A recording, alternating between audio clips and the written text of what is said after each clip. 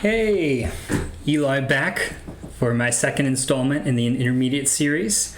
I'm really excited to move forward. So last time we talked about the auction and being a detective there and using all of the inferences available, making deductions, and then forming a picture. And now we're going to be extending those inferences to the lead. So today I have all four hands exposed. So you're probably saying to yourself, well, you don't have to be much of a detective, right? I can see everything, but what I'm going to try to do is describe the logic behind the inferences I'm making, and hopefully the fact that you can see the hands will illustrate the examples more clearly, and we will work from there. So let's jump in and play some bridge. So West passes, my partner passes, East passes, and I have this 16 count. So I'm open when no trump, and then West all of a sudden gets some ideas and decides to bid 2 hearts. Let's say they're showing this as hearts in a minor, and that's what they have. And now my partner has a sort of invitational hand in spades. So what they can do here is bid 2 no trump or Liebensoll. If you don't know these conventions, no big deal. I'll describe them as I go. And then East has a very easy pass. And then conventionally, I have to bid 3 clubs. Now this time West has told their story. They're going to pass. And once my partner bids 3 spades here, this is invitational, because they could have bid 2 spades on the previous round, which would have shown sort of a drop dead, hand with 5 spades. At this point, back to the south hand. So they've invited, so I'm going to go ahead and accept the invitation because I have more than minimum, and I'm hoping my partner has short hearts. Now, I can see they don't, but, we can do the best we can. So bidding 4 spades here, pass, pass, pass. Okay, so let's do a little detective work about the auction. So East and West said nothing, right? Okay, well, they said nothing. So what good does that do us? It does us a world of good. The inferences we can make are based on that assumption that they don't have an opening hand. So let's see how we can use that information plus the lead to make good choices. So pretty clearly, East is going to lead, and they're going to lead the Jack of Hearts, giving count and showing their hand. And, North-South, we have nothing to do except for follow suit, but let's stay in the auction. Let's stay listening. So interestingly, West plays the Queen. Now they bid the suit, and now they played the Queen, and then their partner led the Jack. So I think we can now assume that they started with the Ace, King, Queen of Hearts. Okay. So if they have the Ace, King, Queen of Hearts, and they did not open, that's 9 points. They cannot have any card that's greater than a Jack, or maybe a stray Queen. Now, if we look at our hand, the North-South hands, it looks like the whole contract depends on where the King of Clubs is. Now, what's wonderful is that we see that East has the King of Clubs, but we know that based on the deduction that West had the Ace, King, and Queen. Beautiful. Okay, so let's keep thinking about this idea as we go to our next example. Great.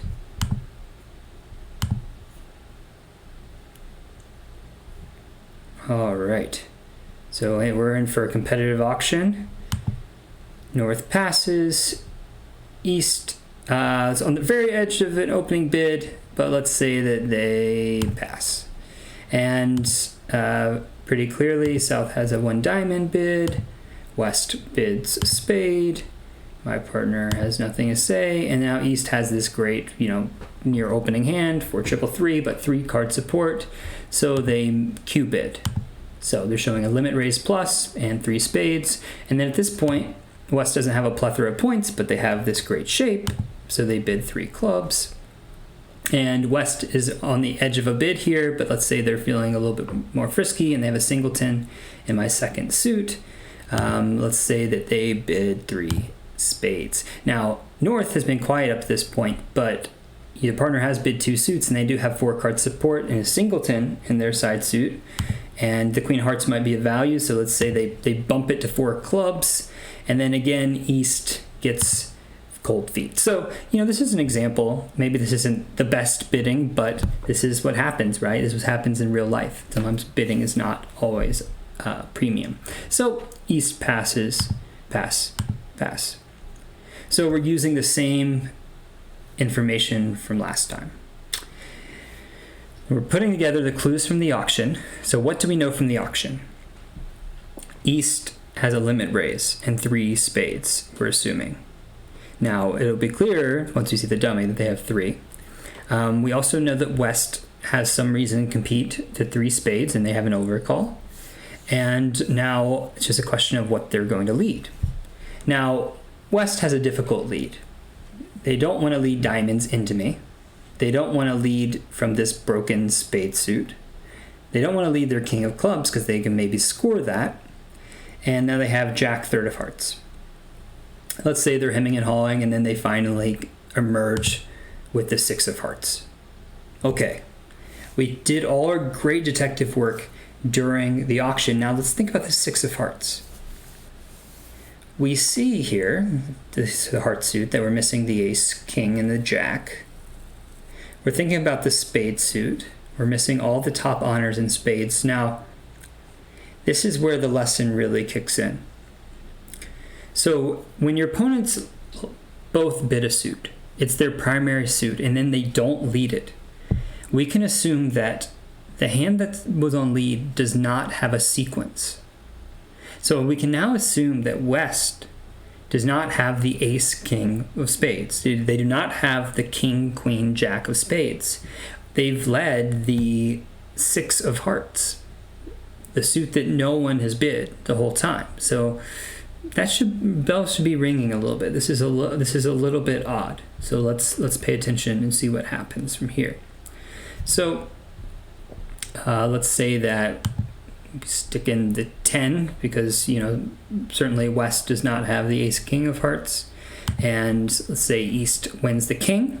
Okay, we have more information. So now we know that East has the ace, king of hearts, and they have a limit raise.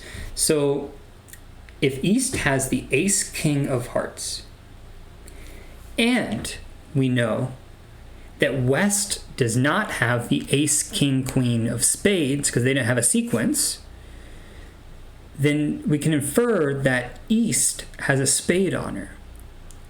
So if East has the ace, king of hearts, and they have the king of spades, that's 10 points right there, and they said they had a limit raise. So let's use that information in the hand now. So at this point, I think East might think that West has a doubleton in the heart suit because of South's play. So maybe they cash a heart here. They get the bad news in the heart suit, and they immediately switch to spades because they need to take their spade trick as soon as possible. So they play a spade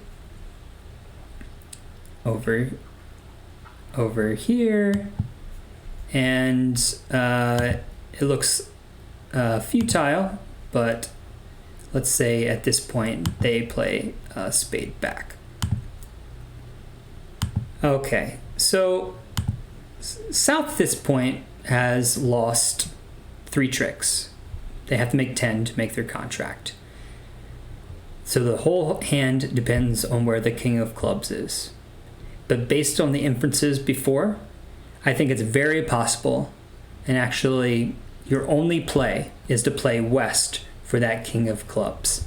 So the play here is not even to try to trump a diamond and get to the dummy and then finesse. The play here is just to hope that West has the king of clubs, and I think they're marked with it at this point.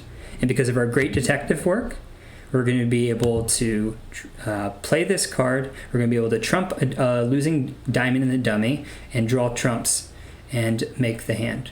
So it's one of these funny situations where we're actually able to apply the rabbi's rule, which is to always play for the singleton king, which I don't recommend, by the way. But we were able to use the inferences from the lead, and specifically about the spade suit, to find this great play. Awesome. So our last hand is actually from a robot tournament I played recently. And we're going to be doing something a little bit more difficult. We're going to be making some deeper inferences here about the lead. But first, let's get into the auction. So at this point, we have this 7, 8, 9, 13, 14, 18, 21 point hand. Going to open to no trump. West has nothing to say. Our part. Oh, sorry about that. I got a step ahead of myself. I apologize. So East, passes. We bid to no trump. West passes. Our partner bids 3 clubs. Pass. We have a spade suit. Great. And then we find ourselves in 4 spades. Pass. Pass. Pass. So a little harder to know what's going on in this auction. We do know that East is a passed hand, and now we're going to get a lead from West. So I was playing this in a robot tournament, and the robots did something funny here. They led a heart. So at this point in the hand, I had no reason to fly with the king. I wanted to, make sure that I got my 3 heart tricks. So they led a heart here, and I see that I'm only missing the queen. And they led a low one. So, no one preempted hearts or did anything strange. I just assumed that hearts were split, rough evenly, or maybe somebody led from a doubleton. But I played a low heart here, and the robots are always going to play a high card here. And they played their highest, which was the 9, and then I won the jack. So at the time, I'll be honest, I didn't find this great play. But I think I had some good knowledge here. So the robots decide to lead away from a queen. And the robots never do this. They rarely lead away from a king, a queen. I actually had a robot lead away from an ace recently, but that's beside the point. But they actually led away from a queen here. So they're usually going to lead passively if they have to lead away from honors. And a good passive lead is a trump. So this hand is, it's relatively easy in terms of the way to play it. I know I want to pitch, I want to play clubs at some point. I know I'm going to finesse a diamond, and then I have some issues and I have to figure out what to do in the trump suit.